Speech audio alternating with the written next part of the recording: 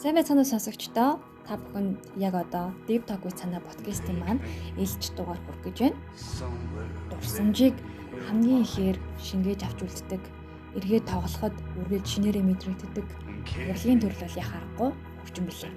Тэрийн удаагийн дугаарт би Heroes in the Moon хамтлагийн үүсгэн байгуулагч Очготой ярилцсан билээ. Тэгэхээр Heroes in the Moon хамтлаг маань пост банк Green Pop New Wave урсгалаар уран бүтээлүүдэд төрөлдөг 2019 оны үүсгэн байгуулагдсан.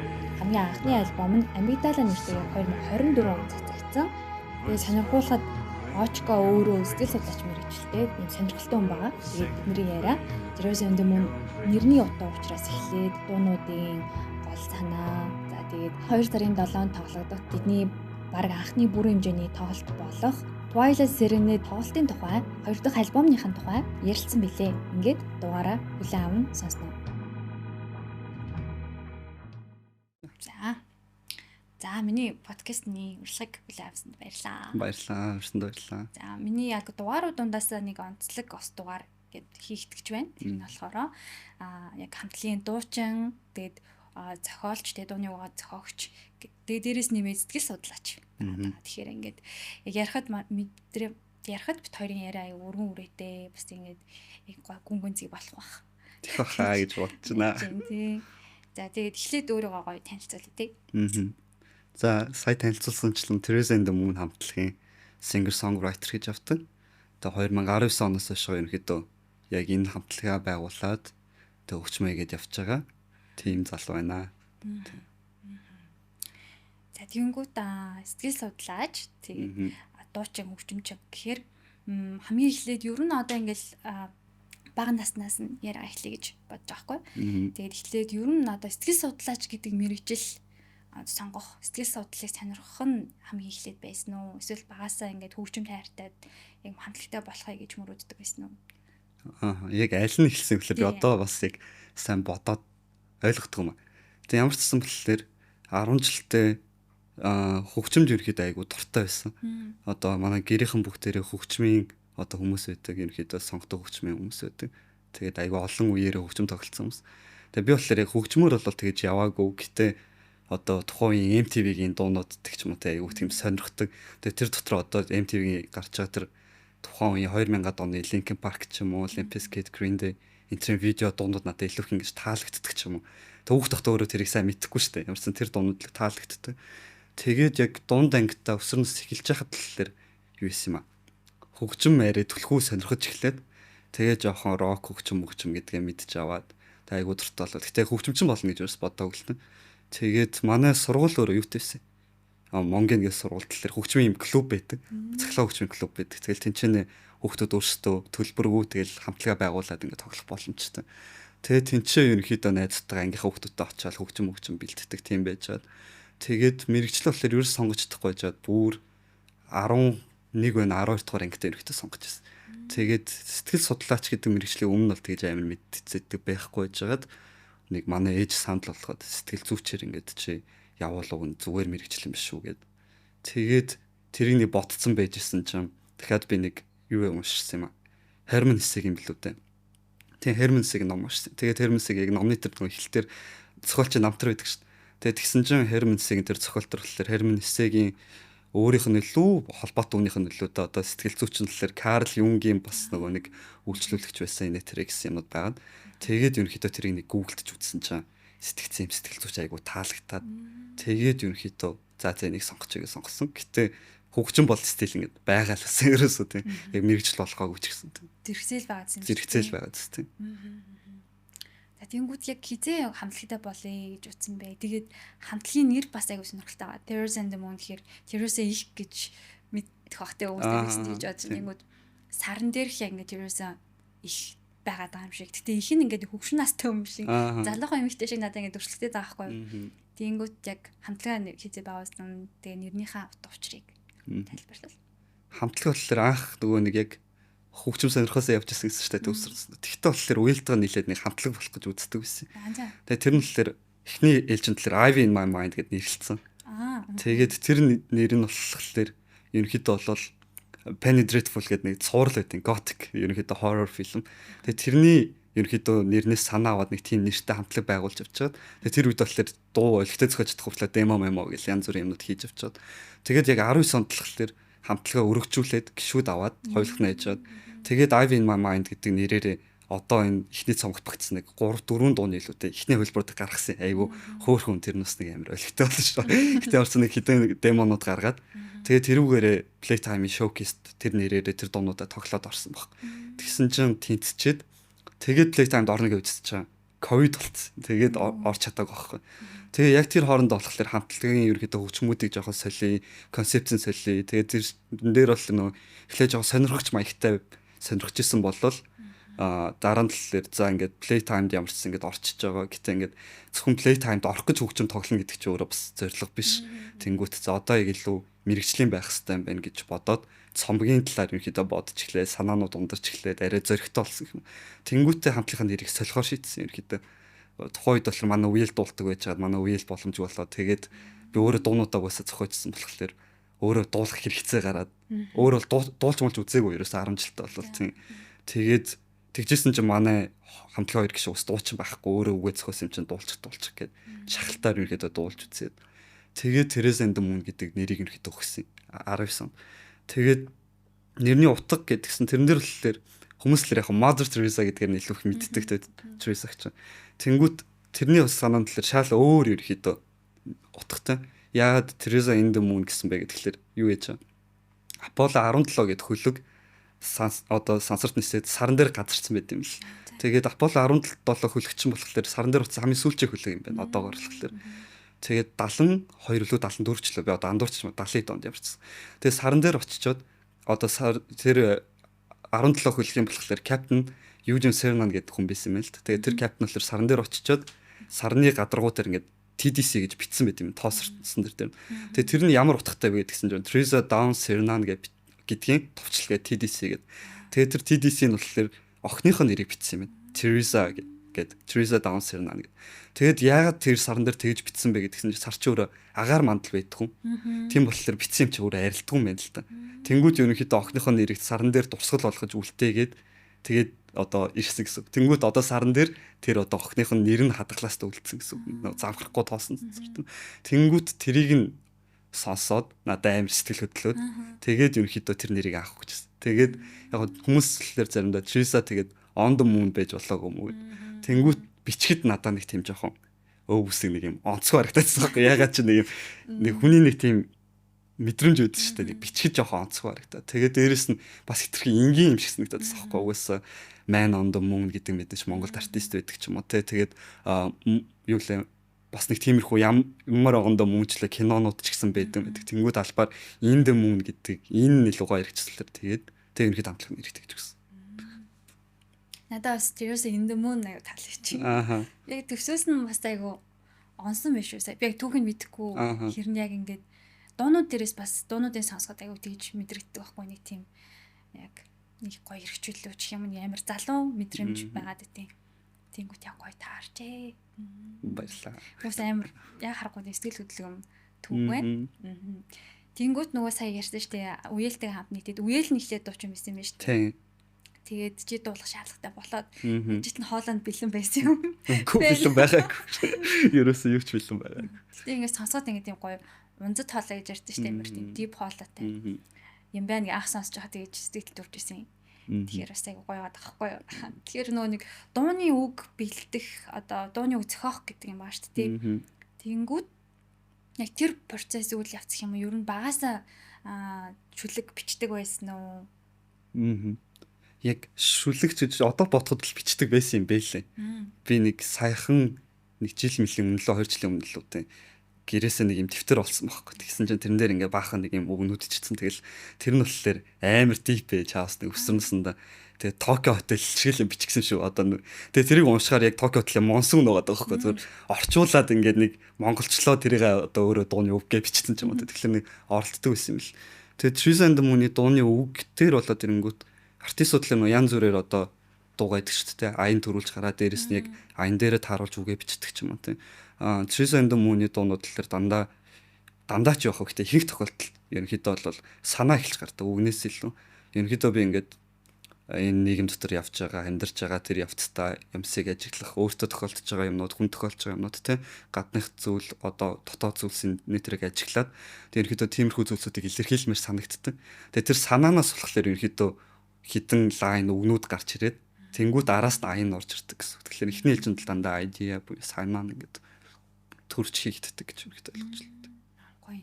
Тэнгууд ч нөгөө нэг үг болон хөгжмийн нийцэл болж ш дуу гарч байгаа шүү дээ. Тэгэхээр нөгөө хамтлагийнхаа одоо очкаас өөрөө нөгөө аяа зөхөдөг. Зөхөдөг лөө.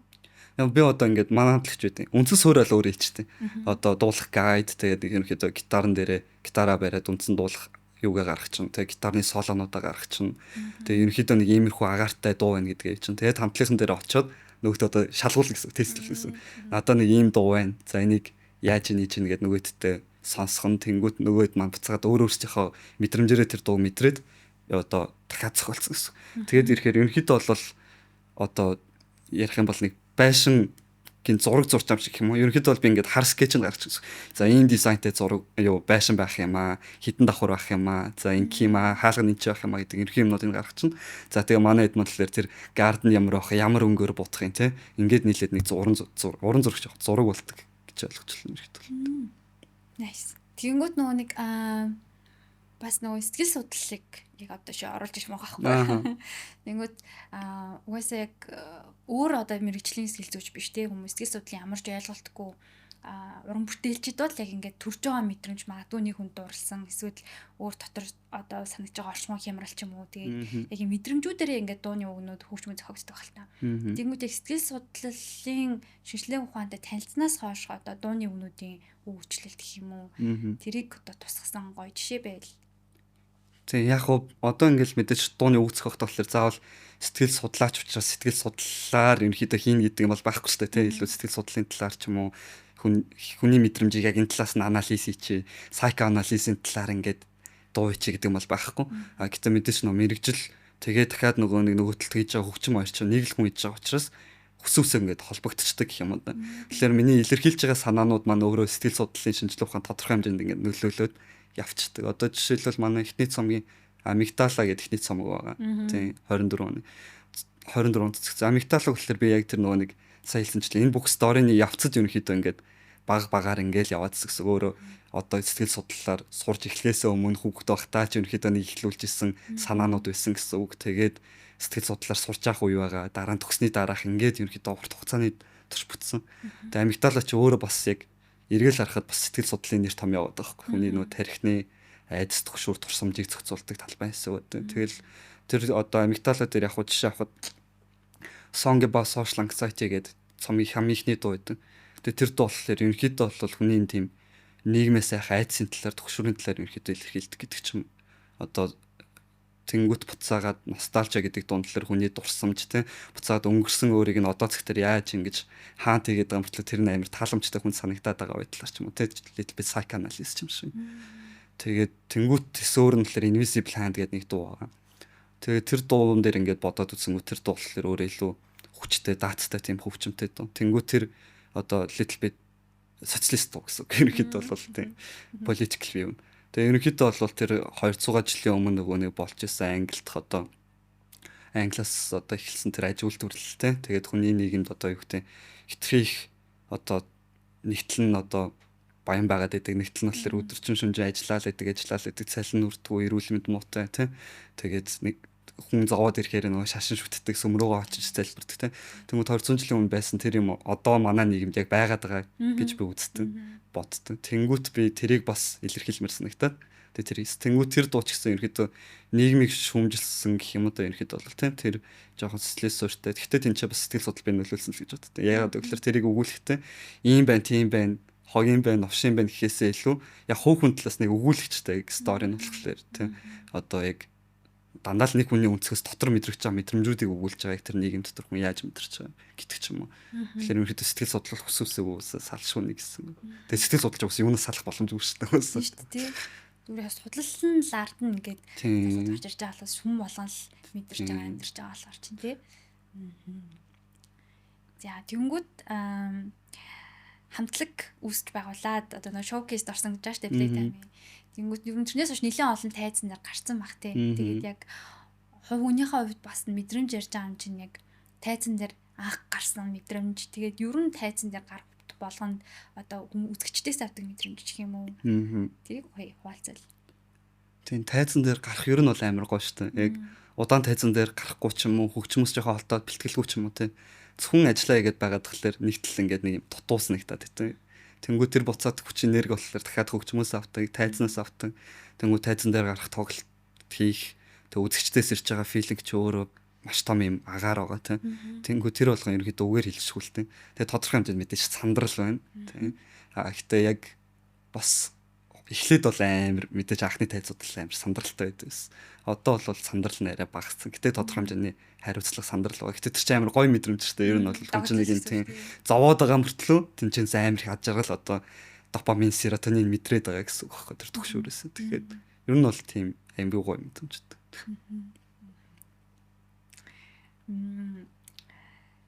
Түрүү нөгөө яг бас политик хайлт дурдагтай дүнгийн шүү дээ. Надад бас түрүүний санаа аягүй таалагдлаа. Яг хартан биш яг өсрөөд хийхэд бол яг дотоод мэдрэмж политик бас ер нь аягүй оочк аягүй ном уншдаг юм байна лээ. Уншдаг дуртайх. Тэгээд яг аягүй гой нөлөөсөн гэх юм уу одоогийн үзэл бодлыг чинь ингээд төлөвшүүлсэн ч гэх юм уу тий. Нөлөөсөн тийм зохиол бүтээл байдаг уу? Ер нь бол яг надаа үндсэн яг надаа ингээд толгойд өгдөг 3 ном байгаа гэдэг юм ерөөсөө яг надад нөлөөл хамгийн хүчтэй нөлөөлсөн шиг. Тэгээ 3 л болохоор өөр үнцгэр. Нэг нь болохоор Мартин Иден, Jack London гэх. Тэгээ Мартин Иден болохоор ерөнхийдөө яг саяны манай Invisible Plan гэдэг дуутай адилхан гэсэн. Яг тэр нөгөө нэг пролетар, буржуанрын ерөнхийдөө асуудал тэгээд одоо жоохон ядуу тэгтээ нэг баяа айлахын дурлцж байгаа зовлон тэр нийгмийн одоо стереотип нэ тэрэг л ерөнхийдөө дурдуулсан чинь бүр амар урт номны талаар подкаст л тийм. Тэр ерөнхийдөө тэр нэг political view ч гэдэг юм уу хүний амьдралын зовлон нийгмийн талаарх юмнуудыг бол Мартин Иден гэдэг ном надад аягүй сайн нөлөөлсөн. Нөгөөх нь хувь хүн талаас одоо гэдэг өөрийнхөө сэтгэл зүй өөрийгөө хайж болохтой ирж хайх өөрийнхөө биетэй танилцах талаар Сиддарта нөлөөлсөн. Тийм. Herman Hesse. Тэгээ 3 дахь болохоор надад нэг юм жоохон гоо зүүн мэдрэмж тал дээр болохоор юу Dorian Gray надад айгуу сайн нөлөөлсөн юм шиг санагдтыг тийм. Одоо магадгүй нэг жоохон готик юмнуудад дуртай байдаг ч юм уу тийм. Dorian Gray ч өөрөө тийм цаанаасаа бичигдлэн ч гэсэн айгуу тийм яруу тансаг тийм. Айгуу тийм гоё поэтик. Тэгсэн мөртлөө dark romanticism тийм. Тэгэхээр энэ 3 ном бол надад айгуу сайн нөлөөсөн болов гэж боддог. Тийм. Тэг гурлыг нь уншааг юм байна. Уншаад үзээрэй амар гоё. Харин тийм. Тэгээд Тэнгүүд бас энэ чинь бас гоё мэдрэмж нэг өнгөний шууд надад асуумар санагдаж байна. Одоо dark gothic гэдэг юм уу. Тэнгүүд Teresa and the Moon-ийн ерөнхий одоо лого ч юм уу. Одоо бас нөгөө 2 сарын 7 тоглогдох тоглолтынх нь постэр гэдэг юм уу. Хар цагааны хослол байсан. Тэнгүүд яг хар цагаан өнгөний мэдрэмжийн талаар гэх юм уу. Тэрийг асуувал. Тийм хар цагаан бол ерөнхийдөө хар цагааныг яг дэлгүй ашигласан бэ гэхээр мэдээч одоо тоглолтог дууны одоо өнгө айс өөрөө те пост панк хөгжим өөрөө бас төлхөө хар цагаан монотоны те хөгжмийн хувьд ч гэсэн нэгдүгээр тэр талаас нь нөлөөлж байгаа. Хоёрдугаар талаад ирэнгүүт бидний амигдалаад сомог тэгээд ерөнхийдөө бидний бас үзэл бодол энэ тэр болохоор ерөнхийдөө бол хоёр эсрэг одоо эерэг сөрөг сэтгэл хөдлөлүүд байж болно те эмэгтэй эрэгтэй хүн гэдэг ч юм уу. Ингээд гэх мэтчлэн ингээд эсрэг тусдаа одоо ингээд оршихуйтай зүйлсүүд нэгдээд салах боломжгүй тэр нөгөө нэг юмнуудыг ерөнхийдөө төрслөхийг маш их хүссэн. Тэнгүүд амигдалагийн артворк тэгээд дуунууд энэ тэрэ бүгдээр яг тийм байдаг. Тэнгүүд ерөнхийдөө маш их минимал мөртлөө тэр чинь гоо зүй амар чухал. Тэнгүүд хар цагаан өнгөч гэсэн надад яг гол тэр хоёрын дангаараа байхаас илүү хамтдаа байгаа хорслол надад илүү таалагддаг юм. Дан цагаан бол надад тийм гоё биш санагддаг. Дан хар байхлаар бас тийм гоё биш санагддаг. Яг хоёулаа нийлэхээр яг бүх юмний баланс тэгээд илүү төвлөрч байгаа юм шиг ерөөхдөө санагддаг болохоор хар цагаан өнгөдлөх ашигладаг байна. Бараг нь ин ян гэдэг шиг тийм. Тийм энэ ян ч гэсэн ерөөхдөө тийм шүү дээ текст байна. Тийм. Бас айгуу тийм баланс тэнцвэр. Гэтэ одоо жоох өнгөтэй болох гэж хичээж байгаа. Одоо жоох өөр өнгө оруулах гэж хичээж байгаа. Тэнгүүд одоо угаасаа яриага тоглолттой холбоод бас эхэлж байгаа болохоор тоглолтын талаар тэгээд догтлол бэлтгэл хэрвэн тэгээд бас 2 дахь цамгийн талаар тийм ерөнхийдөө энэ тоглолт маань болохоор яг ямар концепттэй байх талаар ерөнхийдөө ярих юм бол Twilight Serenade гэдэг одоо 2 сарын 7-нд толгож байгаа. On of Production House дээр толгож байгаа.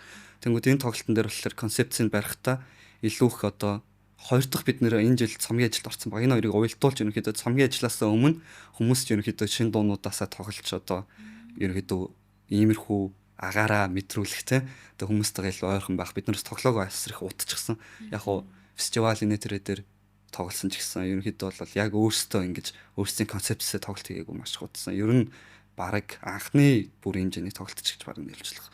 Тэгээд яг 2 сар бол өөрөө бас Валентины сар те. 2 сар өөрөө айгу тийм романтик сар. Тэнгүүт бид нар 2 сарын 14-нд биш 7-нд хийж байгаа. Мэдээч 14-нд бол өшөө луу гоё дулаахан энергитэй гоё тоглолтууд бол угаасаа Улаанбаатар хотод маань зөндөө болж байгаа. 7-ны өдөр тэрний яг 7 хоногийн өмнө л бид нэр яг романтикийн бүртлөө бас нөгөө талаас нь юу харуулах гэсэн бэ гэхэлэр хайр чинь ингээд зөвхөн ад жаргал биш үүдэг шүү дээ. Бас тийм хайр чи өөрөө одоо маш олон мэдрэмжүүдийн нэг хэсэг. Тэнгүү хайр гэхэлэр дандаа ад жаргал дандаа л хайлж урссан зүйл биш. Нөгөө талаас хайр бас муухайж иж болдог, үз ядалтай иж болдог, гонхтой иж болдог, битгэрж болдог, санаж болдог. Тэг маш олон мэдрэмжүүдэд. Тэнгүүд нөгөө тал дээр бас ингээд догтлох мэдрэмж те, дуурлах мэдрэмж. Энэ тэрийг айл алын хосолсон тийм концепцийг бид нөр өөрсдөө барьдаг учраас тэр тоглолтыг ерөөхдөө тэгж нэрлээд жоохон хөнгөн гонхтой, гэтээ ажиргал happy side тоглолтыг хүсэж. Тэгээд энэ концепц онцлоор яг бидний хоёр дахь цомгийн концепц баг. Тэгээд хоёр дахь цомгийнхаа талаар ерөөхдөө жоохон нууцуд задлахад бол нэрнэлээр Apollo's Love Never Dies гэдэг нэртэй гарах гэж байгаа. Тэгээ энэ жилээр бөмбөрийн бичлэгээ хийцэн одоо араас нь одоо бичлэгүүд орох гэж явж байгаа бас төвчмнүүд юм. Тэнгүүт энэ цомгийн маань нэр нь болохоор Apollo's Love Never Dies гэдэг нь болохоор Грекийн домгоос ерөнхийдөө сэтгүүлсэн.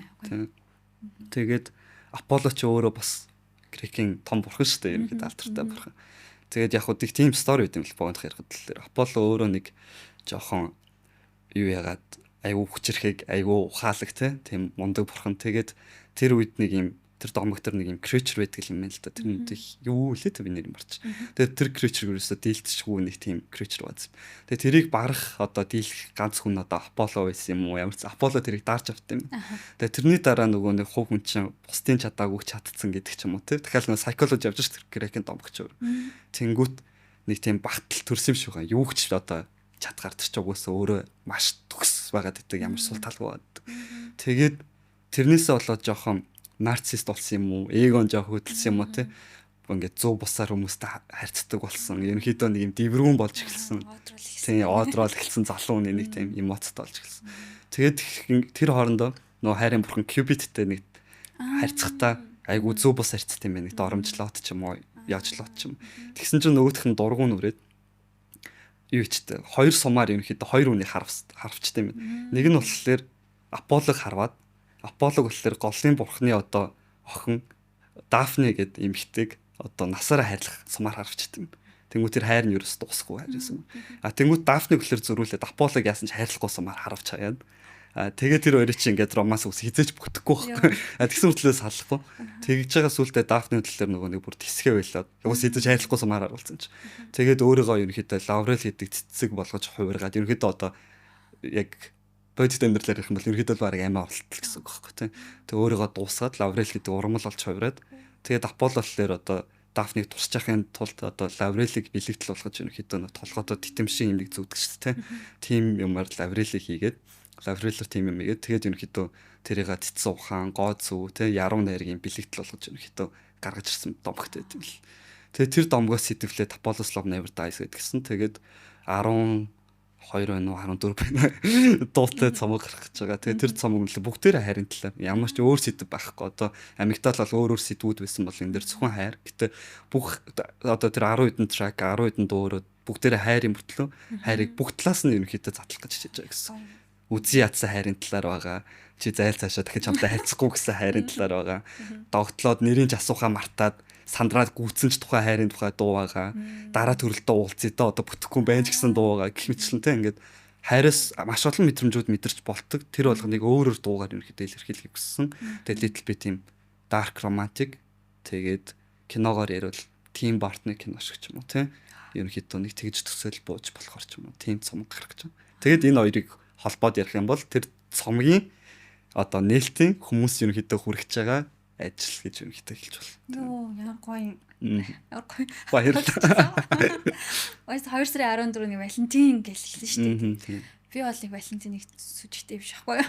Нэг хосгүйтэй ч биш. Ер нь угаасаа нэг юм яг нэг хайрыг олон талаас нь харах биш. Зөвхөн тэр нэг улаан нүднийшлэр ингээд айгүй их тийм дуунуудыг яг ингээд политлэн ингээд явдаг болохоор би бол 2 сарын 7-нд л тэр тоглолтыг л үзэх юм байна. Баярлалаа. Ирээрээ. Тэгээд уусаа миний төрсөн өдөр дээр айгүй таарсан. Тийм. Тэгээд би яг бэлгшээж аваа. Миний төрсөн өдөр тоглолт болгож байгаа юм шүү дээ. Айгүй таалагдчихэж байна. Тэгээд угаасаа л хайрын сэтэв бас угаасаа дуусгүй айгүй гоё сэтэв шүү дээ. Тэгэнгүүт тэрийг яг нөгөө постэр дээр байсан шиг юм хар цагаан тэнцвэртэйгээр олон жахав тийм. Ер нь бол хүний нөгөө нөхцөл байлаас хамаарат би тэрийг баг л та. Тэгэхээр танай тоглолтын дээр бол хайрын тухай янз бүрийн түүхтэй, сторитэй мэдрэмжтэй хүмүүс очмоор л юм байна да. Ааха. Тэгээ тэн чинь ерөөсөө одоо хостой хосгүй те янз бүрийн хайрын бүтэлтэй бүтлгүй байж болно. Гэтэ тэр тоглолтноос дахиад нэг хайрын талаар ямар нэгэн төсөөл аваад, imaginary аваад гарах нь бидний ерөөдөө үндсэн зорилго гэж ерөөдөө ойлгож байна. Тэр тоглолтын дээр яг л хүмүүсийг тийм зүйлээ л мэдрээсэй гэж хүсэж байгаа. Тийм. Тийм л байна да. Грекийн томог ямар гоё юм бэ? Би бас өчигдөр нэг домогтой холбоотой бичвэрийг уншиж байсан аахгүй. Тэгээд яг Cupid гэ бурхан гардыг. Тэг яг чамд хийж ирэх юм байна тагцсан шиг санагдав. Яа гоё юм бэ гэж бодсон. Ямар ч байсан тэгвэл 2 сарын 7-нд одоо мөдгөө те 7 хоног үлдсэн байна. Тэгэхээр тоглолтын дээр нь уулзъя. Тэгээд яг би бол яг айгүй гоё хүлээлттэй амар гоё санагдаж байна надаа ингээд. Яж ижил угаасаа одоо шинэ одоо юу гэмдэ одоо хавар ирж байгаа тэгэнгүүт нөгөө нэг үйл яг юм бүх үйлчлэлийн төгсөв шиг надад санагдах байхгүй юу. Бүх өнгөрсөн юм хурааж бодож байгаа, тэгцэлж байгаа. Тэгээд хавар ингээд шинээр гоё ирэх нөгөө хилдэг юмнууд тэгэнгүүт яг 2 сарын яг тэрний эхлэл бас айгүй мэдрэгддэг болохоор айгүй гоё хүлээлттэй болчлоо би. Тэгээд тоглолтын дээр нь болзъя. Яа баярлалаа. Тэгээ манай тоглолтод ирээрээ гэж урьж чинь угаасаа ирнэ. Тэгээ үзэгчдэг ч гэсэн манай тоглолтын дээр ирээсэй гэж хүсэж чинь манай тоглолтыг нэг тийм өвөл одоо хагдарч үхээгүй нэг тийм хөлдөөд гэхдээ хагдарч үхээгүй цэцэг шиг тэгээд одоо жоохон буцаагаад гисээд блум хийж байгаа юм шиг тийм мэдрэмжийг хүмүүст өгөхаа гэж бодож чинь тэгээд 2 сарын 7-нд уулзъя. Тэгээ Урьж оролцуулсанд баярлалаа. Баярлалаа. Баярлалаа.